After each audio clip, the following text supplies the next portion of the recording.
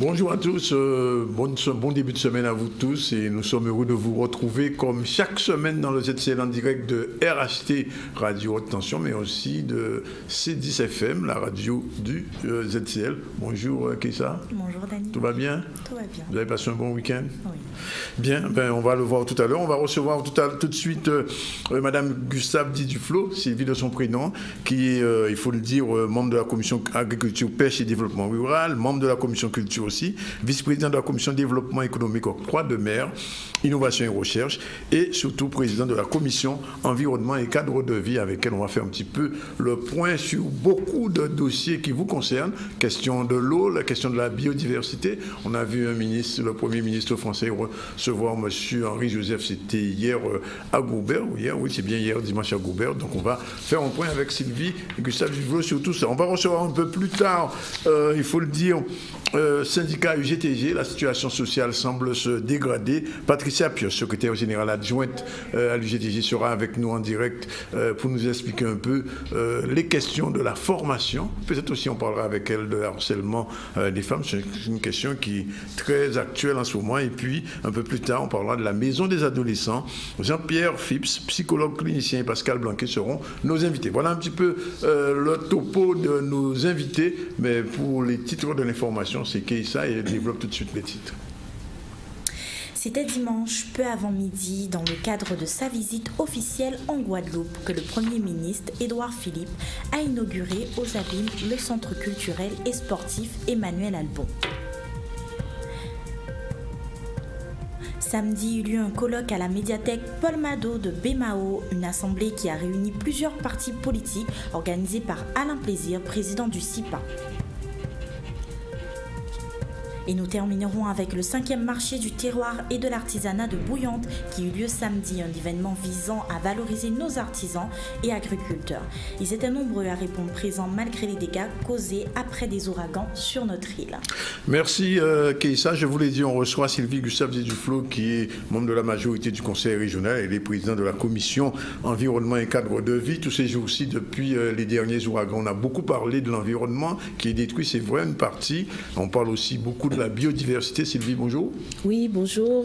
Bonjour Danick et bonjour à tous vos téléspectateurs. Merci d'être avec nous. Alors, j'ai envie de vous poser une question comme ça à brûle pour point, puisqu'on a eu beaucoup de visites ces temps-ci. Ministre des Outre-mer, président de la République française. Hier, enfin encore, il est dans nos eaux, enfin même s'il est à Saint-Barth en ce moment, le Premier ministre. Qu'est-ce qu'on peut retenir de toutes ces visites? Est-ce que les dossiers sensibles, l'eau, traitement des déchets, vont un petit peu avancer en Guadeloupe?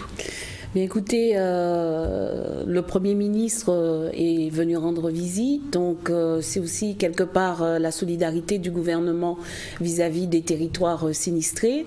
Et c'est vrai que sur les dossiers de l'eau, des déchets, ces questions ont été abordées. Alors nous avons fait une réunion hier soir avec Sébastien Lecornu, qui est le secrétaire d'État auprès du ministre de la Transition écologique et solidaire, Nicolas Hulot.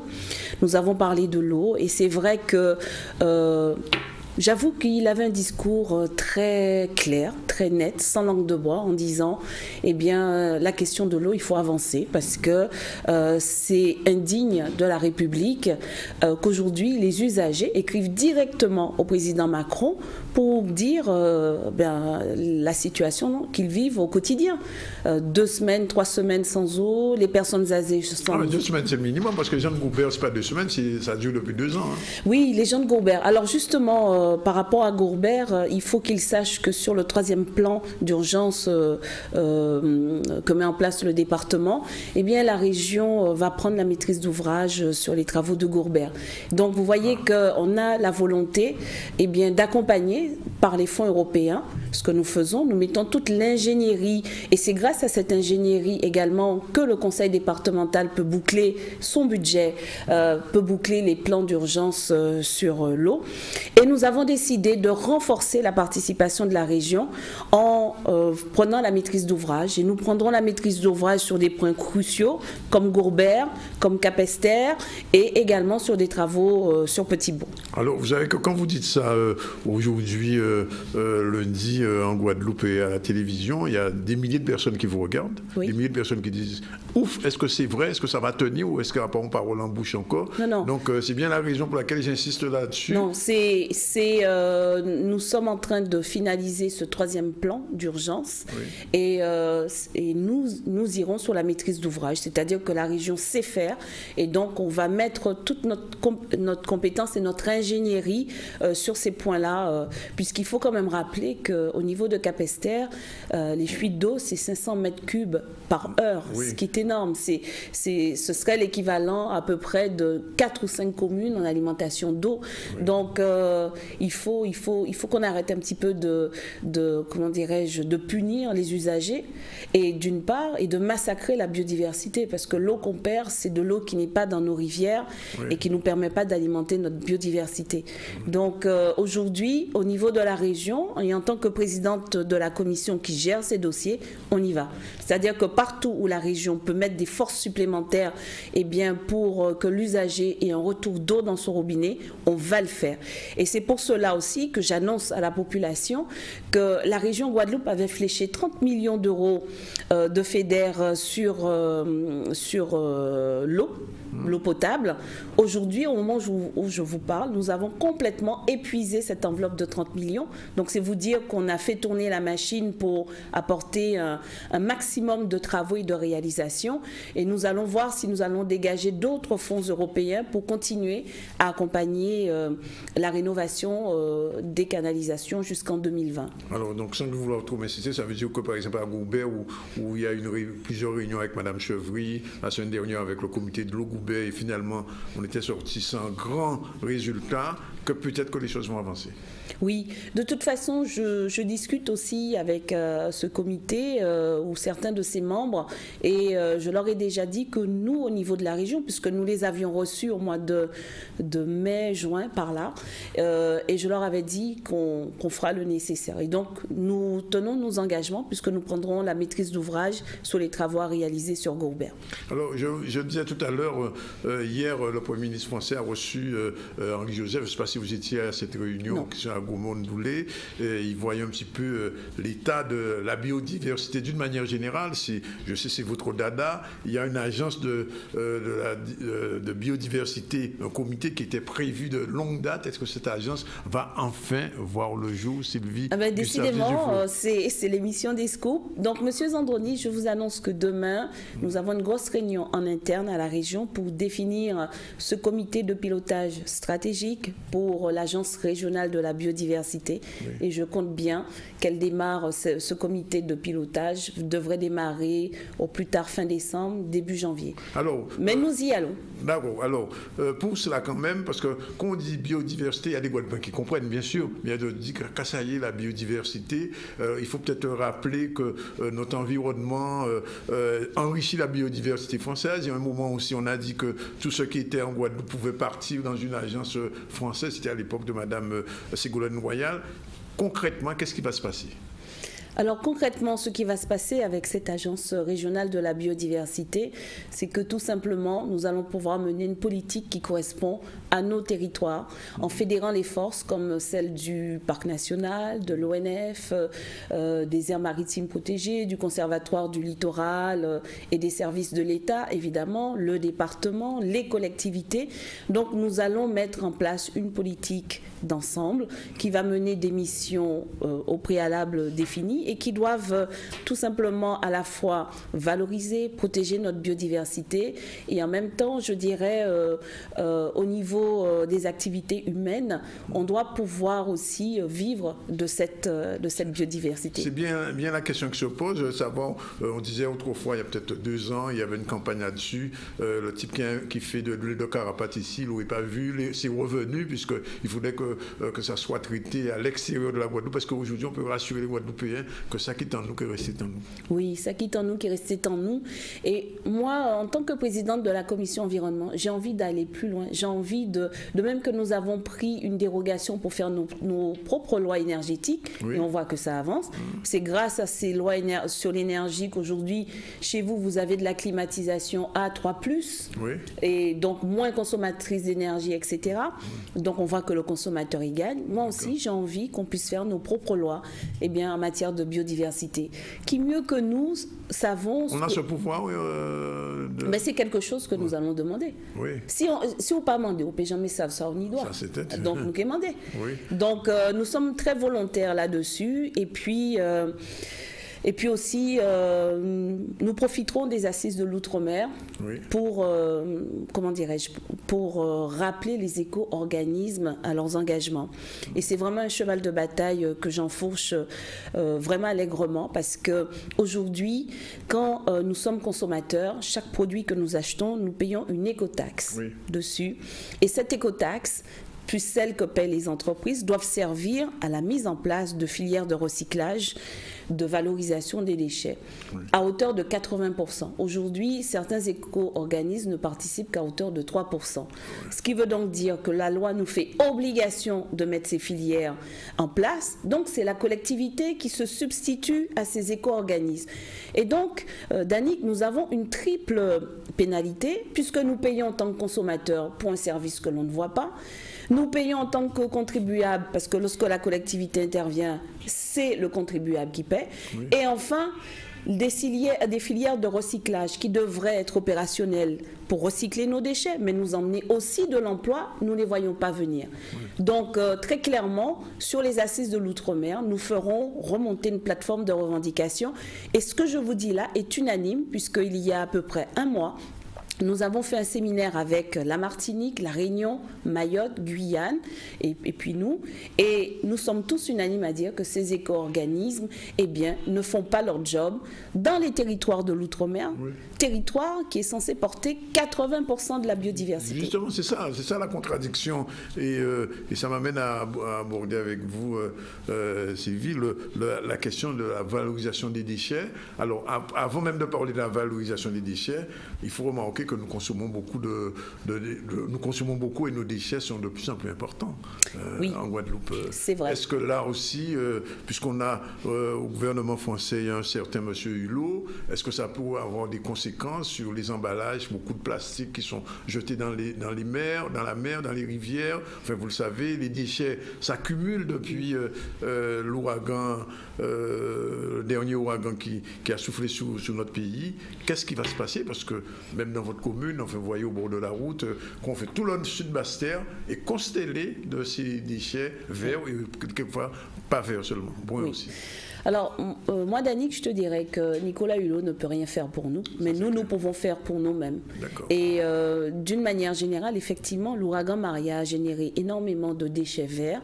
Cela montre une chose, c'est qu'on aurait dû avoir une filière opérationnelle sur les déchets verts que nous n'avons pas. Pour les récupérer. Pour les récupérer. Et les réutiliser. Et on a des essences comme la cajou amère, tout ça, qui sont tombées et qui sont valorisables en termes de meubles, etc. Et aujourd'hui, ça traîne et ça retrouve dans les déchets. Donc, ça doit nous donner des enseignements à tirer et à proposer des choses pour l'avenir. Ça, c'est le premier point.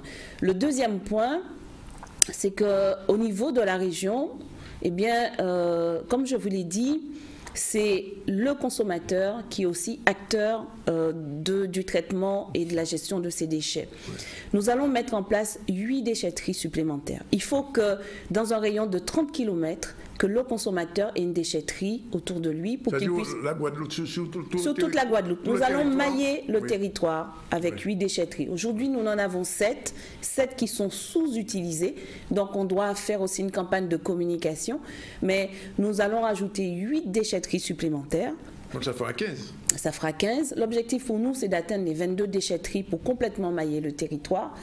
Et donc, en fait, il faut que le Guadeloupéen ait à moins de 30 km de chez lui une déchetterie où il va pouvoir emmener ses encombrants, ses vieux réfrigérateurs, sa vieille machine, plutôt que de les voir sous les bords des routes comme on le voit actuellement. Ça, c'est le premier point. Le deuxième point, pour répondre de manière extrêmement concrète, la région, nous démarrons une phase de concertation avec les EPCI qui, je vous rappelle, ont la compétence collecte et traitement des déchets, pour pouvoir discuter de la mise en place de plateformes multifilières de recyclage et de valorisation des déchets. On en parle depuis longtemps, hein, Sylvie. Ça fait longtemps qu'on en parle. Le CIVAL, au moins un peu ce que ça donne. C'est vrai qu'on en parle depuis longtemps, mais je dirais tout simplement, avec le président Harry Chalus, eh bien, on en parle un peu moins et on est dans l'action. Et donc, aujourd'hui, nous nous sommes fixés des objectifs très clairs. Dans les 2 ou 3 ans, nous devons avoir des projets pour ces plateformes multifilières. Parce qu'une plateforme, c'est à la fois du traitement de déchets, on est d'accord, mais c'est également du rééquilibrage du territoire. Ce sont aussi des emplois. Oui. Et donc, vous voyez que les enjeux sont colossaux. Et donc, nous allons aller à la rencontre de ces EPCI pour pouvoir discuter avec eux des cahiers des charges qu'ils veulent mettre là-dessus. Et puis, Danick, je dirais que nous avons quand même une épée de Damoclès sur la tête, qui est la saturation du site de la Gaba. Donc, il nous faut aller extrêmement vite. Keïcha, peut-être une question? Oui, dites-moi, sur un point de vue financier, les communes d'agglomération ont-elles les capacités de répondre aux attentes de la région? Là aussi, c'est un vrai enjeu, hein, puisque aussi bien sur l'eau que sur les déchets, les communautés d'agglomération n'ont pas toujours la capacité financière nécessaire pour apporter leur contribution. Donc, à l'aide d'outils financiers, par le FEDER, par des prêts, etc., vaille que vaille, nous arriverons à monter ce plan financier. Et puis, il ne faut pas oublier que le président de région, mais Olivier Servat également, sont allés à la rencontre de la commission de Bruxelles, de même que Marie-Luce Panchard. Et donc, on peut aussi avoir un soutien de ce côté-là. Donc, en fait, aujourd'hui, aussi bien le gouvernement que la Commission européenne attendent de nous que nous ayons des actes concrets pour pouvoir nous aider à financer les choses. Oui. Voilà, c'est ce que je dirais. D'accord. Une autre question en ce qui concerne les habitants. Avez-vous pensé à la région à sensibiliser et préparer les habitants de chaque commune pour ce projet? Alors, de toute façon, nous allons lancer une vaste campagne de communication pour que le Guadeloupéen se rende compte qu'il vit dans un territoire qui est exceptionnel. C'est vrai qu'on y vit au quotidien, on n'y fait pas attention, mais nous vivons quelque chose d'exceptionnel. Et donc le sensibiliser à chaque fois qu'il dépose un déchet dans sa poubelle, il doit pouvoir se dire est-ce que c'est recyclable ou pas. Ouais. Si c'est recyclable, eh bien je le mets dans telle poubelle ou je l'emmène dans telle déchetterie. Si ça ne l'est pas, alors à ce moment-là c'est la poubelle du tout venant. Oui. Et il faut qu'il se dise également que le modèle de la collecte en porte-à-porte, c'est un modèle qui coûte cher. Et que ce modèle-là, eh bien, impacte sa taxe d'enlèvement d'ordures ménagères et donc sa taxe d'habitation. Aujourd'hui, nous sommes étranglés par cette taxe d'habitation parce que dedans rentre un certain nombre de taxes, notamment la taxe d'enlèvement d'ordures ménagères. Oui. Donc, plus le Guadeloupéen va recycler ses déchets, plus sa taxe d'enlèvement d'ordures ménagères va s'alléger, d'accord? Et du coup, on va pouvoir un peu plus respirer avec cette taxe d'habitation. Donc, c'est une vraie démarche citoyenne que je leur propose. Parce que nous, au niveau des collectivités, on aura beau mettre en place toutes les infrastructures, mais si le Guadeloupéen ne joue pas le jeu, ça ne sert à rien. Je vous ai dit qu'il y avait 7 déchetteries actuellement et ces déchetteries sont sous-utilisées. Sous-utilisées. Là où nous valorisons 95 kilos de déchets par habitant et par an dans les déchetteries, en France, c'est 198 kilos. Vous voyez ? Il y a encore une marge. Il y a une marge. Il faut que le Guadeloupéen prenne l'habitude. Ça, je peux le recycler et je l'emmène à la déchetterie. Moi, je vois par exemple sur la ville des Abîmes, etc., je vois le boulot que fait Cap Excellence d'enlèvement des encombrants. Est-ce que vous croyez que c'est, que c'est responsable alors que la voiture encombrant est passée le lundi, que le mardi, on retrouve des machines à laver au même endroit? Non. Je suis désolée, il y a une part de responsabilité du consommateur, il doit l'assumer. Et donc nous ferons une campagne pour l'accompagner, une campagne dans les lycées, une campagne avec les scolaires, une campagne avec le département. Mais il faut que le consommateur comprenne qu'il a un rôle à jouer et que ce rôle est important. Donc c'est une nouvelle pédagogie, on va dire, de l'utilisation des déchets qui va se lancer. Parce que ce que vous dites est important, mais j'ai comme le sentiment que le Guadeloupéen n'a pas encore ce réflexe citoyen et cette compréhension de cette problématique. Non, parce que le Guadeloupéen n'a pas encore compris que chaque déchet valorisé, c'est un emploi à la clé.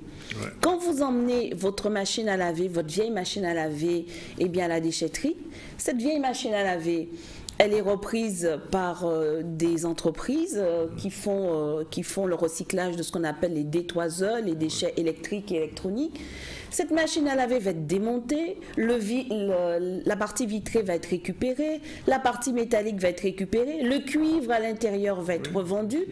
Et pour pouvoir faire ce démontage, eh bien, il vous faut des ouvriers. Ce ne sont pas des machines qui le font, il vous faut des ouvriers. Donc chaque déchet recyclé, c'est un travail à la clé et les Guadeloupéens n'arrêtent pas de dire nous n'avons pas d'emploi, etc. Eh bien, commençons par recycler nos déchets et on va voir combien d'emplois on va pouvoir créer. Ça signifie aussi que vous êtes en train de mettre en place ce genre de structure, c'est-à-dire l'après-déchet, c'est-à-dire une fois que mon vieux frigo, ma vieille télé ou mon vieil ordinateur, je l'ai mis en recyclage, il y aura une suite mais Danick, c'est déjà fait. Oui. Alors, c'est l'entreprise AER, au Lamentin, oui, qui est une plateforme anti-Guyane, qui reçoit les déchets électroniques et électriques de la Guadeloupe, de la Martinique et de la Guyane.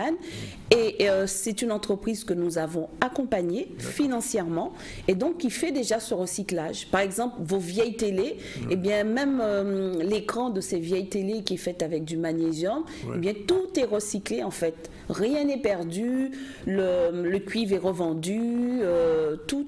Le verre est utilisé pour faire du bitume, etc.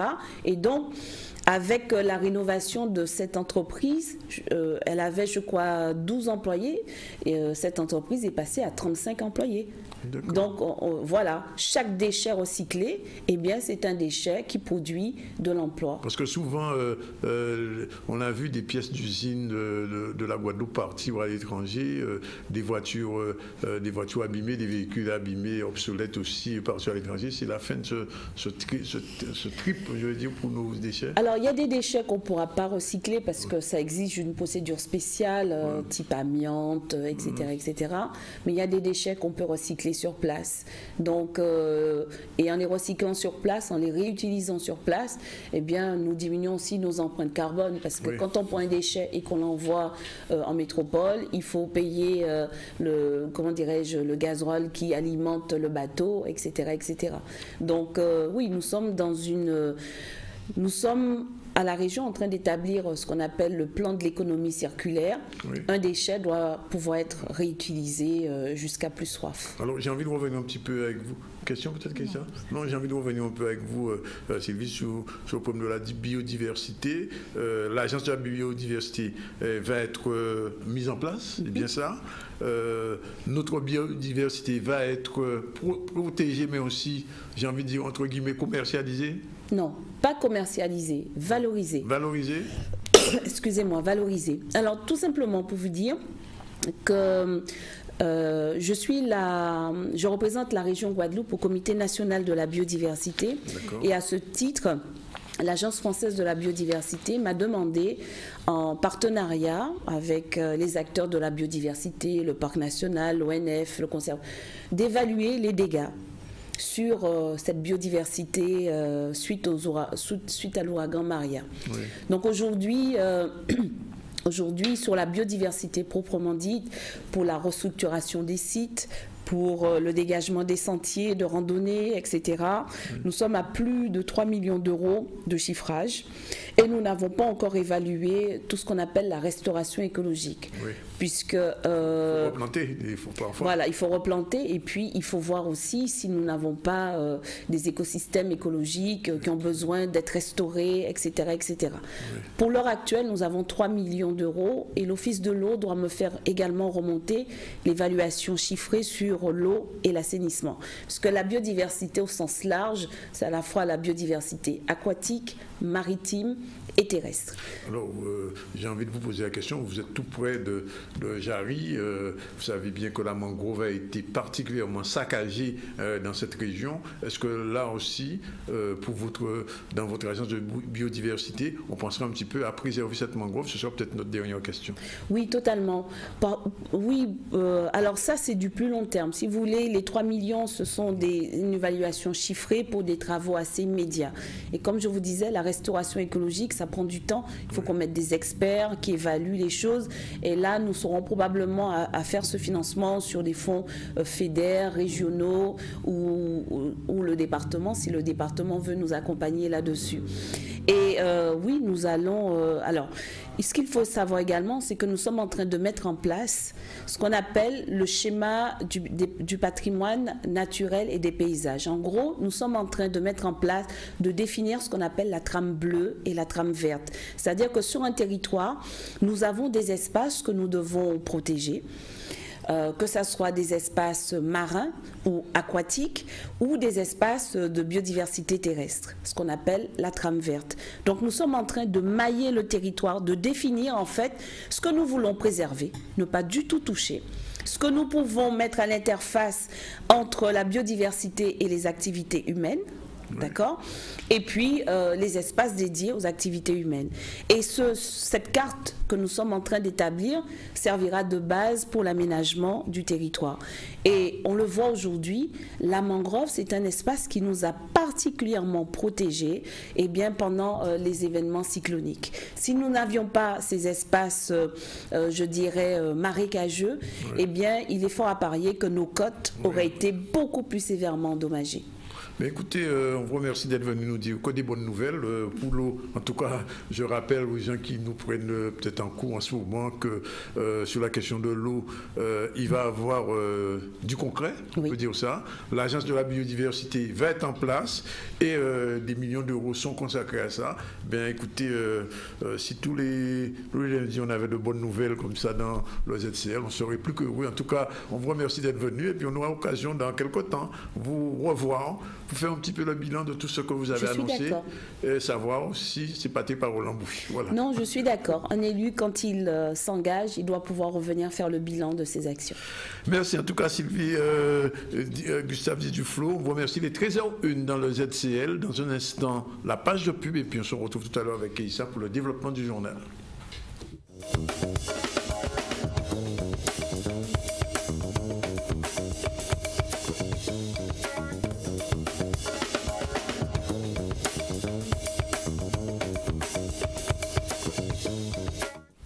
Bonjour à tous, vous êtes en direct du ZCL avec Keïssa qui est avec nous jusqu'à la fin de ce journal. Je vous l'ai dit, nous sommes aussi en direct de RHT Radio Tension et de C10 FM 103 FM La Radio. Tout de suite avec Keïssa, avant de recevoir Madame Patricia Pioche, secrétaire générale de l'UGTJ et à Pôle emploi. Tout de suite Keïssa, le rappel des titres. C'était dimanche, un peu avant midi, dans le cadre de sa visite officielle en Guadeloupe, que le Premier ministre Édouard Philippe a inauguré aux Abîmes le centre culturel et sportif Emmanuel Albon. Samedi matin a eu lieu un colloque à la médiathèque Paul Mado de Bémao, une assemblée qui a réuni plusieurs partis politiques organisée par Alain Plaisir, président du CIPA. Et nous terminerons avec le 5e marché du terroir et de l'artisanat de Bouillante qui a eu lieu samedi, un événement visant à valoriser nos artisans et agriculteurs. Ils étaient nombreux à répondre présents malgré les dégâts causés après le passage des ouragans sur notre île. Oui, on va commencer avec la visite du ministre, c'était ce dimanche. Effectivement, dimanche, peu avant midi, le Premier ministre Édouard Philippe a inauguré au Rézé le centre sportif et culturel Marie-Josée Albon. Ce projet est réalisé sur l'acte premier de la rénovation urbaine des Abîmes avec une enveloppe de 7,5 millions d'euros pour ce bâtiment ainsi que 3 millions d'euros pour l'auditorium. Reportage Charlie Dagonia. C'est le fruit d'un travail ardu et patient qui commence avec l'idée, l'identification du projet, qui se poursuit avec la recherche de financement, c'est parfois long et difficile, et qui se prolonge dans des procédures administratives dont notre pays a parfois le secret, qui sont souvent longues, qui sont souvent complexes qui sont parfois nécessaires, mais qui nous permettent ensuite d'aboutir à la réalisation d'un projet. En ce qui concerne les financements, je souligne que l'État et l'Agence nationale pour la rénovation urbaine ont fortement soutenu ce projet en y contribuant à hauteur de 3 millions d'euros sur les 5 nécessaires. Et en rendant hommage à l'État, ne pensez pas une seconde que je me rends hommage à moi-même, je rends hommage à ceux qui nous ont précédés, car l'État voit parfois les gouvernements se succéder, voit parfois les majorités alterner, mais il est toujours l'État.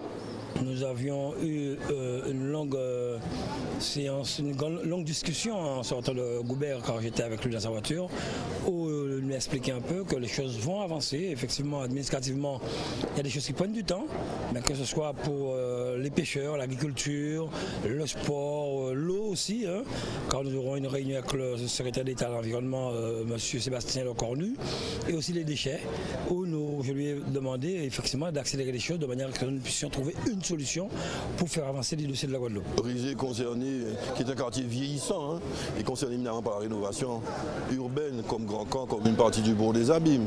Et demain, nous l'espérons, Vieux-Bourg, Abîmes, après la RHI du Grand Boissin, etc. Donc, c'est important que l'État, le Premier ministre, vienne voir concrètement ce qu'on a fait de son argent, pour bonne partie, et qu'on puisse aussi dire à l'aune de ce qui a été fait dans de bonnes conditions, ce qui reste à faire, notamment sur Vieux-Bourg. Et nous comptons signer dès la fin de l'année une nouvelle convention pour l'acte 2 de la rénovation urbaine qui va toucher notamment le quartier de Vieux-Bourg pour ce qui concerne les Abîmes, mais plus largement l'ensemble du territoire des Abîmes, Pointe-à-Pitre et de Bémao. Et nous poursuivons avec un colloque pour un pouvoir guadeloupéen autonome. C'était samedi matin à la médiathèque Paul Mado à Bémao, eut lieu un colloque qui réunissait des partis politiques organisé par Alain Plaisir, président du CIPA, un colloque dans le but de débattre sur la question du statut de la Guadeloupe. L'objectif étant de pouvoir tirer une synthèse sur ce que pense le peuple guadeloupéen sur la question de l'autonomie en Guadeloupe. Une jonction qui sera envoyée par la suite au gouvernement français. Reportage Chris Kevy. Colloque, c'est pour parler d'un sujet très précis, c'est la question d'un pouvoir guadeloupéen autonome. Donc le CIPA, qui a l'initiative de ce colloque, a invité des partis politiques, le président du conseil régional, le président du conseil économique et social, des syndicats paysans, des syndicats ouvriers, des associations, des personnalités, pour débattre ensemble de la question du statut de la Guadeloupe. Et donc voilà, les gens sont venus, ont répondu à notre appel, et là il y a un véritable débat sur la question du pouvoir guadeloupéen autonome. On n'a même pas pu faire de pause puisque tout le monde était là, les gens étaient à l'écoute des interventions, donc on a laissé les interventions se dérouler sans interrompre les gens. Donc ça se passe très bien, et cet après-midi le débat continue avec des personnalités. L'objectif c'est pas parler pour parler, hein. L'objectif c'est faire une synthèse dès cet après-midi qu'on enverra aux autorités, au gouvernement français, pour dire voilà ce que pensent les Guadeloupéens sur la question du pouvoir autonome guadeloupéen. Et ensuite, on va publier les travaux du colloque dans la population. Il faudra un peu de temps, puisque si nous voulons faire un document imprimé, donc il nous faudra rassembler des fonds, mais on a l'intention de faire que ce colloque devienne un colloque historique, quoi. Que les Guadeloupéens se rappellent que ce 4 novembre 2017, nous avons posé les bases d'une Guadeloupe autonome.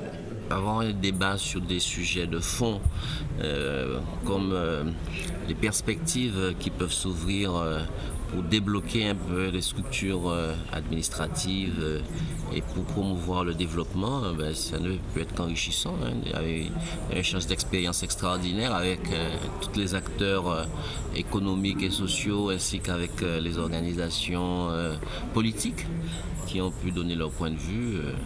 On ne peut que s'enrichir d'un tel débat.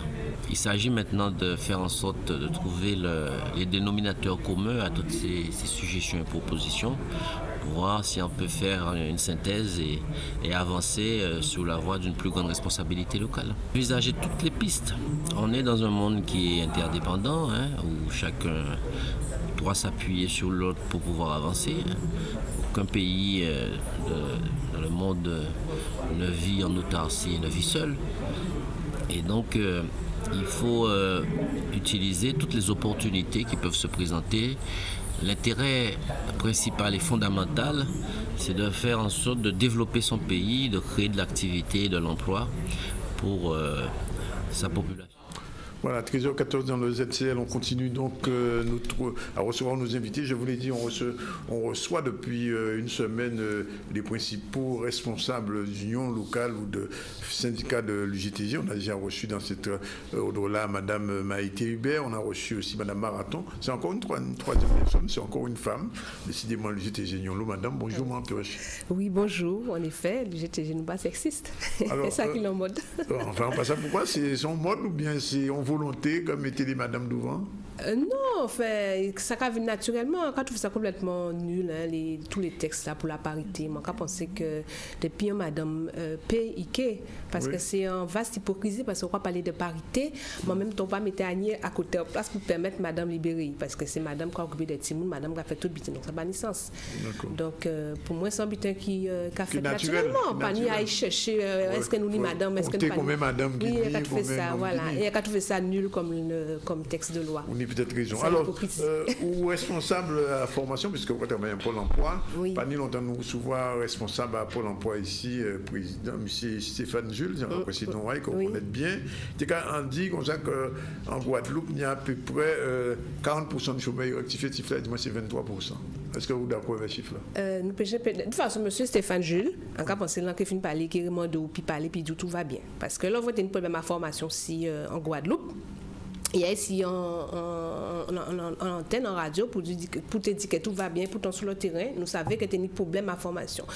Donc, par rapport à les 23% qu'a dit, de toute façon, le chiffre-là a évolué hein, d'un mois à l'autre. Mais nous pouvons dire en Guadeloupe, c'est 30% de chômeurs. Et c'est d'autant plus que vous avez des gens qui ne sont pas inscrits pour l'emploi.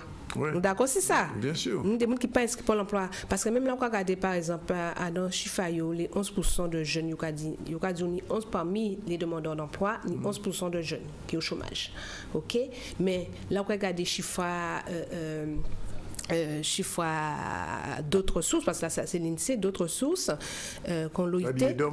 Pardon? L'IEDOM, par exemple. L'IEDOM, c'est 6 jeunes sur 10 qui sont au chômage. Mais tous les jeunes, on connaît les jeunes, tous les jeunes pas inscrits pour l'emploi. Donc, on ne peut pas savoir exactement le nombre de chômeurs qui n'y. Parce que là, et Gilles a dit comme ça, c'est 23, mais il dit 23, mais qui moi, qui l'en est? Parce que dans la mesure où, le nombre de chômeurs là, pas exact, parce qu'il y a des gens qui ne sont pas inscrits pour l'emploi. C'est ça nous dit d'ailleurs. Voilà. Oui. Donc, il faut y arrêter aussi. La réalité, ce n'est pas ça, il y a des gens qui ne sont pas inscrits pour l'emploi. Alors, dans la question à chômage, il y a un deuxième problème. Il y a des problèmes qu'il a posé. Premièrement, il y a plus jeunes.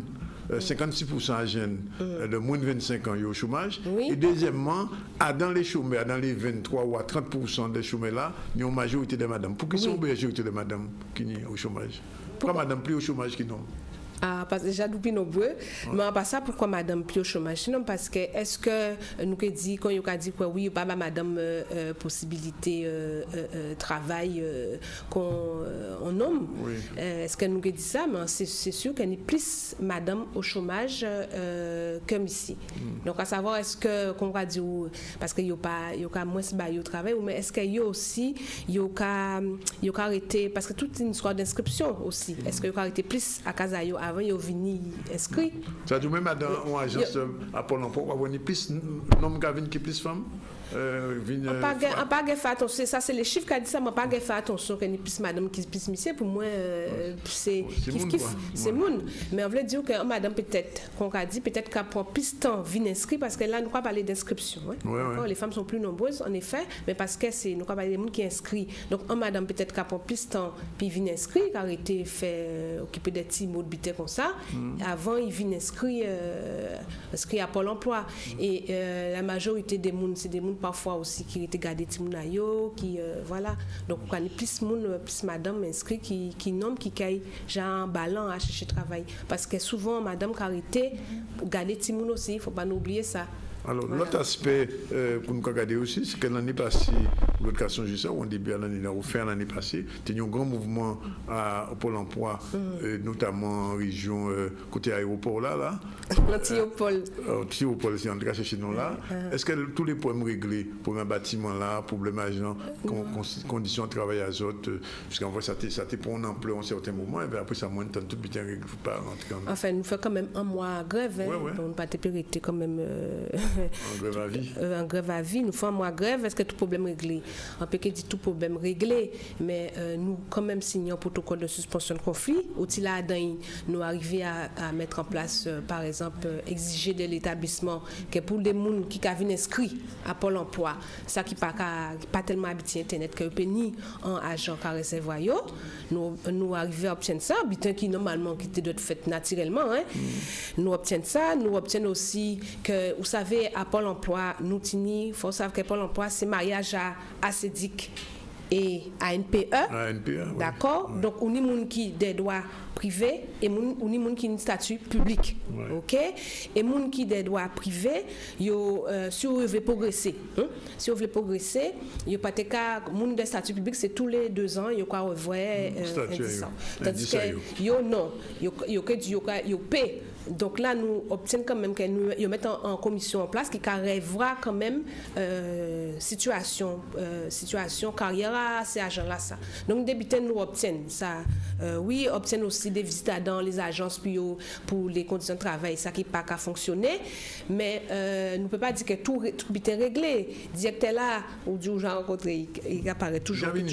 Oui, tout apparaît dans le monde sympathique, mais bon, ce n'est pas avec la sympathicité, on va comment on dit ça, que nous fait que Pôle emploi sans outils qui répondent aux besoins à les usagers, c'est-à-dire demandeurs d'emploi et entreprises.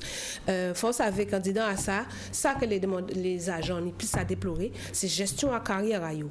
D'accord, c'est en fonction des têtes. Mais là, justement, pendant que là, nous avons réclamé qu'il y ait une interface. C'est-à-dire que l'un des demandeurs d'emploi qui a venu inscrit sur Internet à Saint-Martin. Vous savez, Saint-Martin peut mal à langue créole, espagnol, anglais. Qu'il y a une interface qui pas parler, qui français, qui peut aussi mettre débuter en ces langues-là. Donc, il y a un monsieur qui vient pour faire ça, soi-disant, et 2 jours après, quelques mois après, aller nous attend y passer, il remplaçait un directeur qui était là, au service informatique. Donc, ça qui veut dire que monsieur là avait ça, il a fait 20 ans, il a base en travail, et c'est toujours à la tête du client qui a géré le personnel. Ça pose un problème. Deuxième problème qui est aussi à l'institution là, c'est pour gestion de carrière, du point de vue opérationnel, pas ni gestion. Bon, tout petit exemple. Oui, expliquez-nous ça, pourquoi pas ni gestion? Tu veux dire par exemple, moi, moi demain, quand il arrive, moi. Non, il ne faut pas dire pas de gestion. Toujours il y a gestion, il y a mauvaise gestion, rectificatif, il y a mauvaise gestion. Bon, 2 exemples. En juillet 2016, nous sommes en 2017. En juillet 2016, il dit nous qu'on avait le plan 500 000 formations. Ouais, il y a nous des quotas même à mon mettre. Il faut te mettre mon formation, crier mon, voyez couiller ba mon, paie mon le 7 juillet, il dit opération ville vendre de carré ça parce qu'un paie mon, paie demandeur d'emploi, nous fait appel à paie demandeur d'emploi pour te venir dans chaque agence pour te bailler en formation. D'accord? Avec le plan à Hollande, que nous savons pourquoi ça fait. 500 000, ouais. 500 000. Arrivé au début du mois de mars, plus rien. Il a dit nous arrêtez tout butin. Pas d'argent. Non, bloqué. Plus de formation. Et moun même, ça qui est grave. Moun t'es inscrit. Inscrit, monsieur. Moun qui est déjà parti en France, que commission là, que nous les agents fait passer en commission, accepter dossier à eux, qui j'apprends bien. J'ai 6 ans en formation pas payée. Wow. Mais il y a pas mon ça pas connaître directeur là qui est bien gentil là, de connaître les agents. D'accord? Ça c'est les autres ça tomber. Ben oui, tout ça c'est des mauvaises gestions, c'est pas normal ça. On peut pas dire vinn formation. Non, il y a une gestion à faire, à analyser quand nous besoin comme formation, d'accord?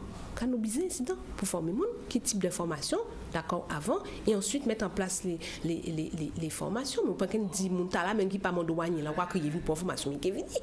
Mais par contre, ça, pour gérer ça, normalement, jusqu'à présent, nous donnons les moyens pour les formations tranquilles. Résultat, pour compte, pas tenir rien, hier, tous les ont dit non, tout va bien. Et pas tenir pour formation, d'accord? Et nous informer la population de ça, hein? Nous faut communiquer, nous informer les demandeurs d'emploi aussi de ça, le fait qu'il n'y ait pas tenir pour formation. Et là, pour l'instant, les demandeurs d'emploi ont des possibilités, soit une formation 300 heures pour 1500 €, paye loin vers ça. D'accord? Et sinon, l'autre là, c'est une qualification que syndicat, dont l'UGTG, qui dit l'UGTG raché à la région. OK? Qui permet d'aller jusqu'à 5 000 €, mais il n'a pas concerné toutes les formations. Donc, les moyens ne sont pas là. Deuxième exemple. C'est USAE, tout le monde a parlé de ça. Les mecs à voter, oui, ils ont gagné quelque chose, les mails, les collectivités, oui, ils ont gagné quelque chose. Vous parlez pour les contrats aidés, c'est quoi que les oui, contrats pardon, aidés? c'est vrai, excusez-moi, quand on parle de mots professionnels, tout le monde a dit les contrats aidés. Ils ont couru, si tous les gens disent qu'ils ont gagné, mais quand ils ont gagné? Quand ils ont gagné? Mettre dans la précarité. Parce que c'est UAE, en d'autres gestion, quoi, Pôle emploi, c'est UCAE, c'est UCIE, c'est des contrats aidés qu'on a dit. Normalement, le gouvernement m'a dit qu'on s'est arrêté en septembre, d'accord. Mais depuis mai, ces collègues-là qui sont occupés de tout ce qui est offre d'emploi, ils ont déjà des mots pour dire baisser les pieds sur les CUSAE. Donc, on voit ça, tout ça encore, c'est un problème de gestion. Mais là, il y a un reliquat, soi-disant, avant de venir incident, ni d'entreprise, parce qu'on est en local syndical à Pôle emploi, quand tout voyage arrive, c'est un logo ANP, Pôle emploi, pour connaître le monter des employés. Des employés qui dans la crèche, du moins ils sont comment bon l'incertain pas de café bah yo ils voient l'inspection du travail. L'inspection du travail dit oui ni reliquat, ils voient Pôle emploi. Donc ils viennent voir nous dit non, faut ils voient directeur là et reliquat là on va parler là parce qu'on prend pour exemple la prête là en travail, pas ni encore. Était bah yo dit ce collègue là 37 dans battement disait ça finit. Et ni ça est déjà fini avant même dit reliquat là, donc le problème n'est pas réglé. Donc, on a l'impression, je dis jour, que Pôle emploi là, qui est en Guadeloupe, là, il va répondre à ça nous besoin, finalement, en final de compte. Moi, je dis que gestion là, la façon que c'est direct là, qu'à gérer Pôle emploi là, pas qu'à répondre aux besoins de la population. Oui. On peut dire Pôle emploi là, pas qu'à répondre, parce que Pôle emploi là, quand même, sans institution, sont bons outils, mais mal utilisés. Pour répondre à besoin là, qu'on a dit, déjà, ça fait à mettre tout numérique là. En plus, ça nous fait, nous goumer pour expertise. Hein. Nous goumer, nous trapper on dit expertise. Mais c'est là dit ça, et c'est là pas un monde qui te peut dire les petits souliers avec le GTG, hein, d'accord, qui dit ça nous a dit. Mais c'est là marqué, c'est en institution de France, d'accord. Il marquait ces documents là que type place ça a fait mon venir inscrit par internet, à pas ça qu'il faut pour population en nous. Ouais. Déjà même c'est premier bitem. Ouais. Premier abord Tini et Pôle emploi c'est ça. Premier abord Tini et Pôle emploi c'est ça. C'est internet, ça pas normal. Justement, tu veux poser une question là, avant que ça on ait une question à poser. Nous posons une question. Parce qu'en réalité, on le monde a dit accueil à Pôle emploi là-bas bon non plus. Oui. Pour qui bien quoi dit ça? Parce que c'est entre Guadeloupéens même ou son agent placé ou quoi au souvent Guadeloupéen, c'est Guadeloupéen a dit ouais le ouais Pôle emploi, il quoi mal ou souvent, il quoi vous garer etc. Enfin pas ça fait ça mon cas dit qu'il pas vous garer ou bien mal recevoir, mais sans que dit bon ni de ou peut tomber si en que dit c'est qu'on alors vous quand 10 timoun. Ouais.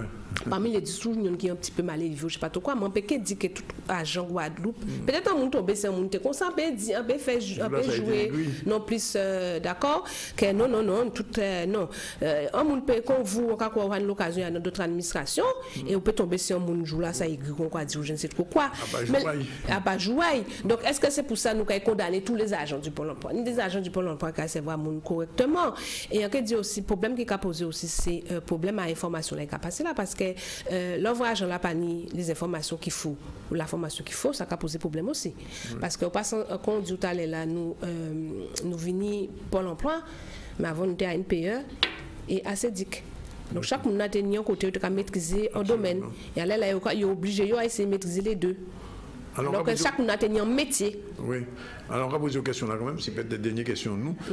Est-ce que pour question à harcèlement, à dans travail en Guadeloupe, c'est une question qu'a posée pour femmes Guadeloupe? Parce que bon, je ne crois pas aider son lot depuis 2-3 ans, mon cas dénoncé un tel, ni un responsable à Guadeloupe formation, enfin on sait ça arrive. Oui. Est-ce que côté autres à Pôle emploi? Oui. À Pôle emploi, nous ni des connaissances, nous pas ni pour monde qui viennent porter bon nous pour dire pour être défendre par rapport à harcèlement. D'accord, mais pas contre harcèlement moral, il n'y a pas qui. Ah bon, harcèlement moral? Aïe monsieur, Landonis, il y a un paquet. harcèlement moral. Ou pas bouger. Ou pas bouger. Mais quand nous avons fait, nous faisons une grève. Hein? Ouais. Alors, est-ce que nous avons fait grève tout le temps? Nous faisons une grève, nous avons fait trac. Ouais. Mais fort, hein? D'accord? Donc, nous faisons grève, nous avons fait trac, nous avons fait ça, nous avons fait travail à syndicat, nous, mais il faut tout le monde lever. Hein? Donc, tout le monde a dit tout le monde, il faut tous les agents lever. OK?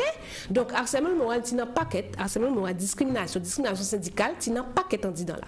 On n'y a pas mes coaos, on va assurer que les balles bas, c'est agent là, parce que pas c'est ça, tu as dit, parce que dès parfois, on va demander mon naïf, il n'y a pas de parler. Il n'y a pas de parler. Parce qu'en fait, c'est ça, ce du talent là, c'est un serpent. Parce qu'en fait, on ne peut pas parler, parce qu'on attend quelle direction, peut-être que en promotion. Parce que Bougla, c'est ça, il peut mettre en place.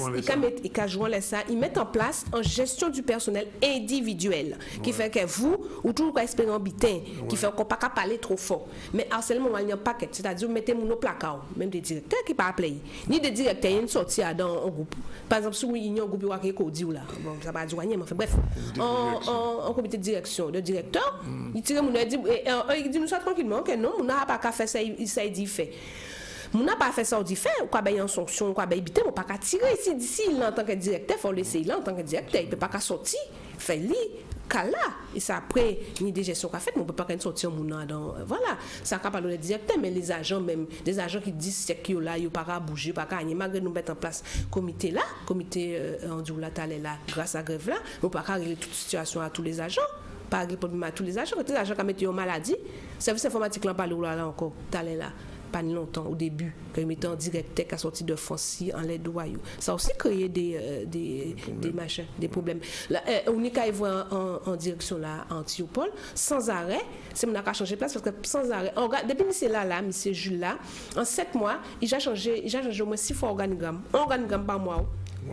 Donc, à part seulement appelez ça comme vous voulez, mais là, on voit moun qui travaille, pas une stabilité. Mais nous, même pas ça. Voilà, c'est là, en tant que délégué syndical. À midi, là, on passe là où on pas savent qui. Non, on pas savent qui moun qui chef qui côté. Ou besoin de renseignement, pas côté pour répondre renseignement là. Tout ça, c'est déstabilisation pour pas savoir c'est volontaire. D'accord. Mais Patricia Pioche, nous vous merci de venir. Derrière, c'est moi qui ai remercié ça. Nous parole là, peuple Guadeloupe, tant de vous. Nous avons l'occasion de s'ouvrir demain encore notre monde à l'UGTG. Pourquoi il y a une mis qui sont pas savent sur ça, il y a une nous avons une page publicité et nous avons retrouvé au télé pour suite des 4 mois journal là.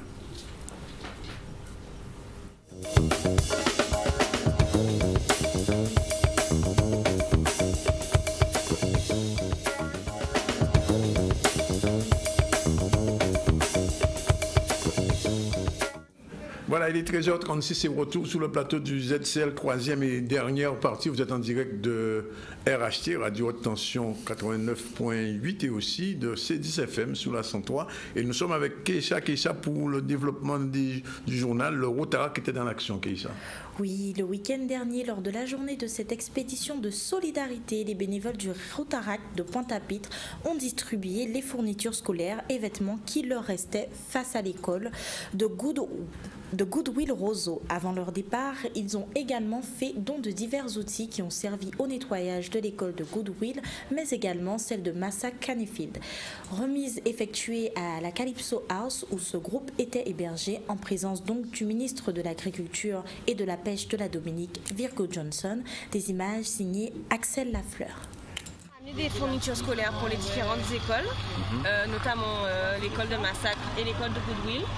Et il y en a en fait en excédent, donc on offre aux personnes qui passent, donc pour des enfants, ou les enfants qui nous voient et qui s'arrêtent.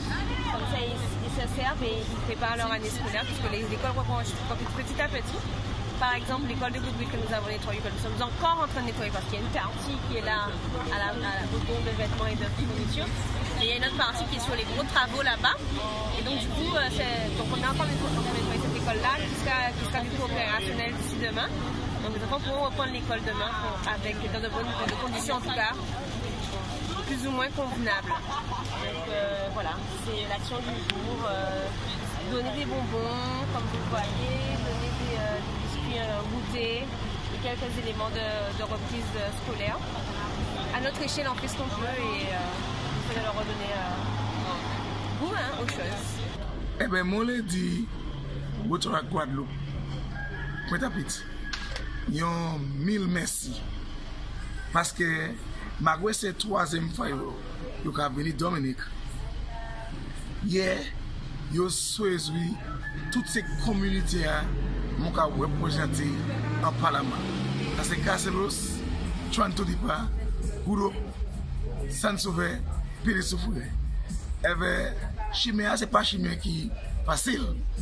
Et yo boivez assez pour venir et puis yo monter les gens à une communauté et puis bah bon cadeau bah ces peuples là à communauté ça yo et ben moi apprécier ça en pile et comme ça nous style ni monde qui a été ça nous a créé shelter à l'école à community center ça c'est monde qui pète caillou à tiers qui pète tout ça yo tenu et puis gouvernement pour ça fait caillou yo so nous ça nous a créé shelter et ben yo joindre ces monde ça yo et puis yo parler avec yo bah yo l'amour yo joindre des enfants qui challenge et ben tout ça fait journée un bon journée et ben à ce côté monde Dominique et à ce côté monde communauté moi le dit autre point à petit mille merci pour ça yo fait. Voilà, on reçoit donc Jean-Pierre Phipps, psychologue et clinicien bien sûr, et Pascal Benoué, éducatrice spécialisée à la maison des adolescents, on appelle la MDAG. Et donc cette maison des adolescents, c'est un lieu où les jeunes de 11 à 21 ans peuvent se retrouver, paraît-il, sans l'autorisation des parents. Alors, Jean-Pierre Phipps, première question, est-ce que les jeunes Guadeloupéens ont besoin de ce type de structure, compte tenu de ce qu'on sait, de la délinquance, des parents, des enfants qui fuguent, etc. Comment ça se gère? En fait, c'est une structure qui existe depuis, on va dire, 5 ans. Et depuis qu'elle existe, il y a pas mal de jeunes qui sont passés. On dénombre une file active à peu près de près de 1500 jeunes. Donc, bon, est-ce que c'est nécessaire? Oui, c'est une structure de plus non. En fait, c'est un dispositif qui a été mis en place depuis 2004 en France hexagonale et en Guadeloupe donc depuis 5 ans. Et ça aide vraiment, Pascal Benoué, vous êtes éducatrice spécialisée. Les jeunes qui arrivent, sont des jeunes à problème ou des jeunes entre guillemets normaux? Ben, vous avez tout type de jeunes. Celui qui a juste besoin d'une information, savoir, je sais pas moi, je vais utiliser un exemple tout bête, une jeune fille de 17 ans, elle n'a pas ses règles, elle vient me demander mais pourquoi à telle période, ça, voilà, je vois pas je vois pas que ça arrive, ou une autre qui a été violée. Donc on a un panel de problématiques, de besoins auprès des familles et auprès des adolescents. Donc ce qui est important aussi à noter, que c'est pas seulement pour les ados, mais c'est aussi pour leurs familles. Donc ils obtiennent de réelles réponses. C'est une écoute simple, une écoute bienveillante, où la personne se sent écoutée, non jugée, quel que soit le problème qui est. L'enfant par exemple qui a fugué et qui ne veut pas rentrer chez papa et maman le soir, il peut venir. Bien sûr, mais bien sûr. Et bien sûr, on l'écoutera, une personne l'écoutera, on se concertera en équipe et puis on verra quel est l'objet du problème, s'il faut contacter les parents, s'il faut contacter la gendarmerie. En tout cas, on l'écoutera de façon à lui proposer un accompagnement adéquat. C'est pas une prison en fait, c'est ça? Ah, pas du tout, c'est une maison. C'est pourquoi vraiment on insiste sur le mot maison. C'est une maison, c'est-à-dire que quand tu arrives là, tu es accueilli, tu es reçu non pas derrière un bureau, tu es reçu simplement, on t'écoute et on respecte la personne que tu es, et c'est pas parce que tu as un problème donc du coup tu es un problème, tu es une personne qui a un problème. Donc on met un point d'honneur à accueillir les personnes vraiment de façon vraiment bienveillante et respectueuse, quelle que soit. Et d'ailleurs c'est ce qui fait que ça marche, parce qu'en fait les personnes sont accueillies de façon je dis respectueuse. Ils sont une personne, ils sont des personnes, quel que soit le parent ou je dis l'adolescent, c'est une personne avant tout qui a un problème. Alors Jean-Pierre Phipps, vous êtes psychologue dans cette maison des adolescents. Globalement, quel est le profil des enfants ou des ados qui fréquentent cette école? Du profil psychologique, bien sûr. Profil psychologique, j'ai envie de dire, j'allais répondre, leur profil c'est adolescent. parce que vraiment on insiste là-dessus, on reçoit d'abord et avant tout des adolescents, quels qu'ils soient. Qu'ils soient porteurs ou pas d'une pathologie, d'une sociopathie, qu'ils soient simplement, comme le disait Pascal tout à l'heure, des personnes qui, hier soir ça s'est mal passé à la maison, papa s'est énervé, j'en ai marre, j'ai envie de partir, j'ai envie de parler à quelqu'un, qu'ils aient envie simplement de passer, se poser un peu, comme on aime le dire, ou qu'ils aient de gros problèmes aussi. Alors nous, on est un service, on va dire, pour comprendre un peu, on va dire avec des guillemets, généraliste. Donc on reçoit d'abord des adolescents et leurs familles, donc il n'y a pas de profil particulier. Simplement, on sait que dans cette phase du développement de la personne, il y a des changements. Et donc ces changements ne sont pas forcément connus de ceux qui, on va dire, en souffrent, entre guillemets, bien qu'il ne s'agit pas de souffrance, mais ils ont besoin d'être un petit peu aiguillés. Et comme je le dis souvent, il arrive même que ce soit les adolescents qui nous amènent leurs parents.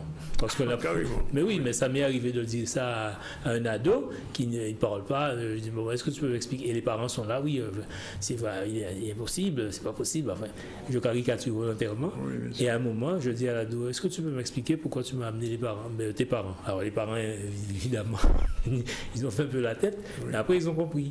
Parce que l'enfant est souvent, comme on le dit, un symptôme. C'est-à-dire que c'est lui qui exprime ce qui ne va pas, mais qui ne va pas forcément chez lui. Puisque de toutes les façons, il est en changement, c'est la première fois qu'il est ado, il n'a jamais été avant, donc il n'a pas d'expérience pour savoir comment réagir. Donc il réagit pour demander des réponses à son entourage, et en particulier, en premier lieu, à sa famille. Donc sa famille, voyant ces changements et étant embêtée parce qu'il n'est plus comme avant, donc cherche des solutions.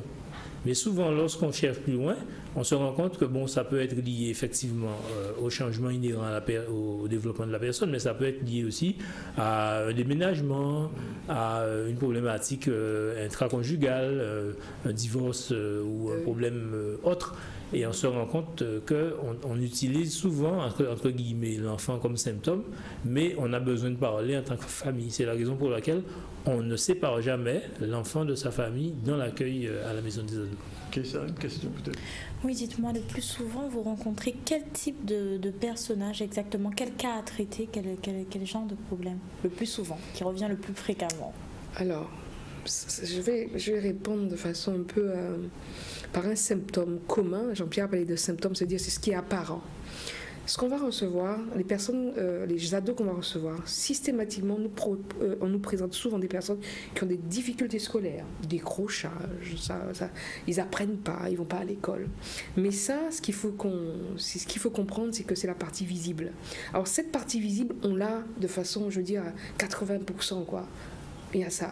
Mais quand on regarde en profondeur, c'est un peu les raisons que Jean-Pierre a évoquées. Je veux dire, ça, c'est la partie visible qui est très, très commune et finalement qui est propre à la plupart des adolescents. Quand ça ne va pas en dessous, au niveau, je veux dire, au niveau manifeste, c'est l'école. Donc on va avoir des décrochages scolaires et puis après l'idée c'est qu'en équipe et avec la famille, avec le gamin, on se rend compte qu'il y a des problèmes, il y a des ruptures, il y a des deuils, il y a des traumatismes divers qui vont faire que ça va se manifester au niveau de l'école. Voilà. Mais c'est vrai on est beaucoup sur des des histoires ouais, on a eu pas mal ces derniers temps de harcèlement sur le cyberharcèlement, les choses comme ça, aussi des agressions sexuelles, beaucoup, on est aussi sur des addictions, mais beaucoup de TS, voilà. Mais nous, si vous voulez, on essaie d'aller en profondeur de la chose, non seulement d'aller en profondeur pour aider la famille à voir d'où ça vient, mais aussi aller plus loin à traiter, c'est-à-dire qu'une fois que le traumatisme est là, qu'est-ce qu'on peut faire pour qu'on continue à vivre, d'accord? Pour qu'on continue à vivre, tout simplement. Ça veut dire que, aussi bien l'éducateur que le psy, vous portez des réponses aux problématiques des enfants ou simplement de l'écoute? Alors, en fait, comme on aime souvent à le dire à la maison des ados, et ça surprend, mais ça nous permet aussi de voir où se situe la, entre guillemets, déstabilisation contrôlée de la personne, nous n'avons pas de réponse. Tout simplement parce que les réponses sont dans la famille. Les réponses sont à l'intérieur de la sphère familiale, chez l'enfant, chez les parents. Nous sommes, comme on le dit souvent, nous aspirons plutôt à être un miroir, des miroirs. C'est-à-dire les personnes peuvent venir à la maison des adolescents, voir un petit peu comme à l'image de la personne qui s'habille, puisque quand on s'habille, on ne se voit pas, ce qui ne va pas. Comme on le dit souvent, les personnes vivent en famille et elles sont entre guillemets les unes collées aux autres. Et elles ont besoin d'une interface. On essaie d'être cette interface qui leur permet de pouvoir se décoller un petit peu. Hein, c'est vraiment l'image, de façon à pouvoir prendre de la distance pour pouvoir se voir les unes par rapport aux autres. Mais ce que je peux ajouter simplement par rapport aux problématiques, on a parlé des problématiques, mais ce qu'on reçoit souvent, donc je l'ai dit de manière générale, ce sont des adolescents, mais on va recevoir plusieurs types d'ados. Il y a des ados qui vont venir d'eux-mêmes, et là on va surtout avoir à partir de 15 ans, 15 et plus, la moyenne 17-19 ans, qui vont venir par eux-mêmes. Et tous les autres sont amenés en général, les plus jeunes sont amenés par les parents. Mais il existe aussi des plus jeunes qui sont déterminés, qui viennent d'eux-mêmes. Question de question peut-être. Oui, dites-moi, je vois que vous avez 2 éducateurs spécialisés, un psychologue et aussi 2 pédopsychiatres. Oui. Mais dites-moi, est-ce que vous avez quand même un suivi de vos patients, si je peux appeler ça patient? Oui, on ne les appelle pas patients parce que, si vous voulez, on ne veut pas les enfermer dans un terme qui est surtout propre au médical. On va dire, qu'est-ce qu'on va dire? On va dire des personnes. Des visiteurs. De vos visiteurs, comme c'est une maison, voilà, de vos des ados, de nos ados. Voilà. Dites-moi, par rapport au suivi, est-ce que comment ça se passe la plupart du temps? Est-ce qu'ils arrivent à trouver réconfort, solution à leurs problèmes? Ils sont réceptifs? Ils sont réceptifs, comme je le disais en amont, parce que l'écoute est respectueuse, parce qu'on essaie vraiment de cultiver un environnement respectueux de la personne. Ensuite, ce qu'on va faire aussi, on ne travaille pas seul. Vous avez vu, il y a plusieurs personnes, donc pédopsychiatre, tu as aussi une gynécologue, c'est pas noté, mais une sage-femme. On a aussi d'autres partenaires qui vont contribuer, parce que l'idée, c'est qu'une fois qu'on a eu l'écoute, la confiance, l'alliance thérapeutique, on va pouvoir aider le gamin aussi à mettre des mots sur ce qui se passe dans sa vie et parfois le confier à d'autres partenaires, d'accord, où il peut trouver des éléments de réponse, des réponses. Mais c'est vrai que ça ne contredit pas ce que mon collègue a dit, c'est-à-dire les réponses, on va souvent trouver l'essence même de la réponse dans la famille. Après, c'est comment, à partir comment avec la famille traiter, apporter des éléments de solution. Mais ça passe avec eux. Ça ne peut pas se faire sans eux. Ce n'est pas nous qui déterminons, bon, on voit tel profil, ça serait ça, non. Il y a vraiment la rencontre avec la personne. Si on parle de réponse, apporter une réponse, mais ça se fait avec elle. C'est pourquoi mon collègue disait que c'est dans le milieu familial. D'accord? Et en termes de réponse, ça peut être des choses, je pense à un partenaire en particulier, où on travaille avec les animaux, qui, vous savez, un mot tout bête. On a remarqué, par exemple, au niveau d'un enfant, le mot effort, ça avait absolument rien, ça voulait rien dire pour lui. Et avec un certain travail, on a mis, on a vu qu'en fait, ce mot-là voulait rien dire. Donc, il fallait l'aider à définir. Oui, il y a des choses des fois toutes simples, enfin c'est pas si simple que ça, mais il faut qu'on aide à définir, on aide à traiter et à définir ce que... dire les choses, voilà. On lui dit fais des efforts à l'école, il faut que tu fasses des efforts avec ta maman, mais fais des efforts, mais c'est quoi faire un effort finalement? C'est quoi faire un effort? C'est quoi, il faut que tu te mettes bien. C'est quoi se discipliner, vous voyez? Donc des fois aussi, il y a des carences à ce niveau-là. Et c'est en travaillant avec les personnes, bon, les partenaires aussi, les autres professionnels, qu'on arrive vraiment à trouver que, bon, en fait, là, il y a une case vide. Il y a une case vide. On demande à une maman d'aimer, mais on se rend compte qu'en fait, toute sa vie, cette femme n'a jamais reçu l'amour d'une mère ou d'un père. Donc ce qu'elle va transmettre au gamin qui pète un câble à l'école... Elle ne peut pas transmettre ce qu'elle exactement, vous avez compris, voilà. Donc d'où le travail avec la famille, d'où le travail avec d'autres partenaires aussi, qui vont pouvoir assurer parfois des suivis plus longs, parce qu'on n'est pas amené à faire des psychothérapies, des choses en long terme, mais on travaille avec des partenaires qui sont amenés à faire un travail plus en profondeur, accompagner un parent en profondeur, et comme Jean-Pierre le disait, la plupart du temps, c'est les parents... Les parents aussi sont réceptifs, se laissent faire Alors, comme je le disais, la plupart des personnes qui viennent chez nous, ce sont des personnes qui sont emmenées par leurs parents. Maintenant, on se rend compte qu'à partir du moment où la famille se rend compte qu'elle a en fait une responsabilité autre que celle d'emmener l'enfant parce que c'est lui qui a fait, c'est lui qui va pas bien, il a un problème. Bon, il y a plusieurs cas de figure. Il y en a qui, c'est rare, hein, qui font marche arrière, c'est très rare, puisqu'au départ, on leur explique, comment on travaille. Et on explique que, surtout, qu'on respecte les uns et les autres. Par exemple, on dit devant tout le monde que ce qui est dit ici reste ici. Que ce qu'on va dire à l'ado, eh bien, le parent ne le saura pas, sauf s'il est nécessaire qu'il le sache. Le secret professionnel. On travaille aussi dans le respect des lois. De la même manière, on dit aux parents que ce qu'il va nous dire, on ne va pas évidemment le dire à l'ado. Donc au départ, les gens sont mis en confiance. Donc ils savent où ils viennent, où ils mettent les pieds. Et puis après, libre à eux de revenir. On les laisse libre de revenir s'ils veulent revenir. Justement, j'allais poser la question, voilà. C'est la dernière. Ils reviennent souvent? Ah oui. Oui. D'accord. Ah, il arrive qu'ils ne reviennent pas parce qu'ils ont trouvé le jour même la réponse. Oui. Ça, je me souviens d'un cas comme ça où le papa et la maman arrivent, le jeune, donc au début il ne parle pas, les parents, surtout la maman, il a fait ça, il a fait ci, il a fait ça, le papa ne parle pas, le jeune ne parle pas. Et au bout d'un moment, donc ma question, est-ce que tu peux m'expliquer pourquoi tu m'as amené tes parents? Et à ce moment-là, la maman, mais il faut demander au papa, hein, parce qu'il y avait eu un problème entre le papa et la maman. Et à ce moment-là, le papa commence à parler. On a mis plus de temps que d'habitude, mais ça a été dit. Ceux qui n'allaient pas, ils ont pigé Pila, et ceux qui n'allaient pas, ils sont sortis. On les a plus revus, ça allait bien. C'est ça. Ok. Ben, écoutez, on vous remercie d'être venus tous les deux nous parler de cette maison des ados qui sont au batterie. On sait, c'est bien ça, Bimao. C'est ça, Bimao. Ni place pour tout le monde? Tout le monde? Tout le monde. Ah ben, nous allons souhaiter que tout le monde qui a regardé nous, tout le monde, c'est monde. Tout le monde, c'est monde. Ben, on va clôturer le journal déjà 13h55 et c'était Semaine internationale à la langue créole en France. C'est justement ça qui vient de se passer.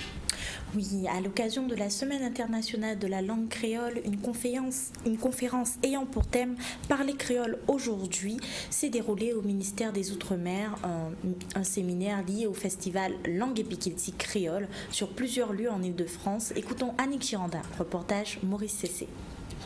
Alors j'ai coutume de dire que le ministère des Outre-mer est une maison ouverte et c'est bien naturellement, bien sûr, que Oudinot ouvre ses portes au Festival des langues et cultures créoles. J'insisterai d'ailleurs sur le pluriel des langues et des cultures créoles, de la même manière que les Outre-mer ne forment pas un tout uniforme, vous le savez tout aussi bien que moi, les créoles sont tous, sauf une langue et une culture figées. J'en veux pour preuve la richesse de la programmation du festival. Et je tiens d'ores et déjà à saluer le travail conséquent de Chantal et les équipes de la compagnie d'Ifekako.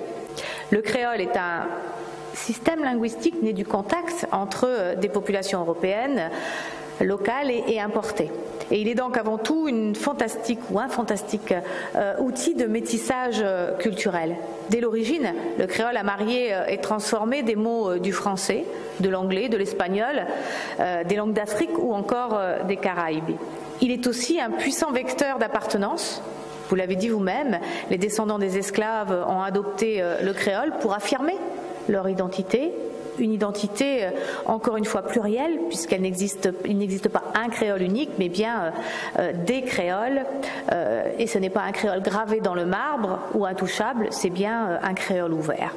Le créole est donc par essence un syncrétisme linguistique. Il acquiert toute sa force par ses ajouts et enrichissements multiples à travers les années. Une véritable littérature créole a vu le jour dans les années 70, vous l'avez cité, avec Hector Poulet en Guadeloupe, avec Elie Stephenson en Guyane, avec Franck Etienne à Haïti, pour ne citer bien sûr que. Le créole est au-delà d'une langue, une culture qui forme un tout cohérent, littérature, dramaturgie, théâtre, danse bien entendu, musique, la béguine, le souk ou encore la gastronomie. Le créole s'incarne dans les mots et dans les corps, vous l'avez dit, et je sais combien le chemin qui reste à parcourir est encore important, notamment au sein de nos institutions. Vous savez, au passage, qu'Haïti est l'un des seuls pays au monde où le créole est considéré comme une langue officielle. Mon ami Michael Jean, qui est secrétaire générale à la francophonie depuis 2 ans, je vous le rappelle, est une femme d'État canadienne, ne l'oublions pas, mais elle est surtout originaire de Port-au-Prince. Et voilà, nous allons faire un petit rappel des titres. Nous avons vu le colloque qui a eu lieu à la médiathèque Paul Mado à Bémao, une assemblée qui a réuni plusieurs partis politiques. Elle a été organisée par Alain Plaisir, président du CIPA.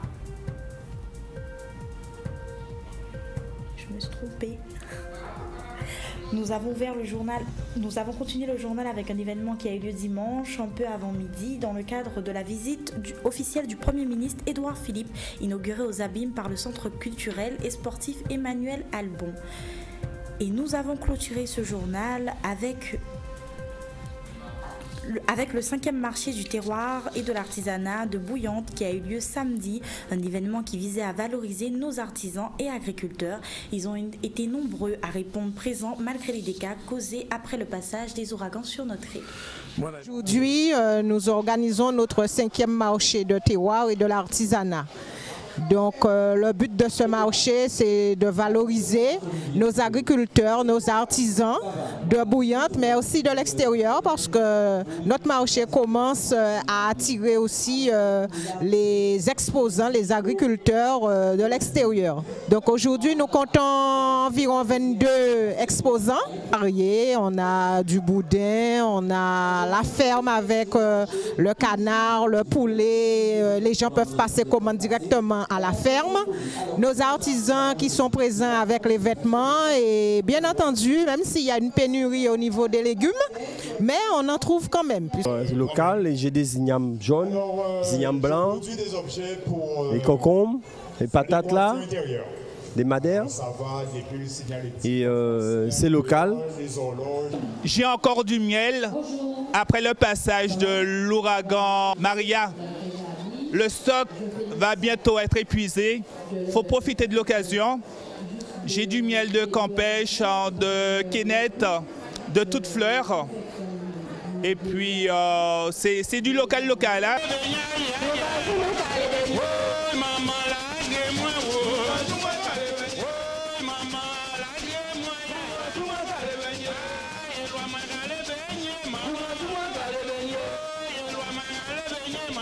Hein. Alors, juste une invitation pour notre prochain marché nocturne ce coup-ci. Donc, ce sera le samedi 16 décembre sur le marché couvert du Bourg de 16h à 23h. Donc, nous convions tous les Guadeloupéens à venir encourager nos agriculteurs, nos artisans.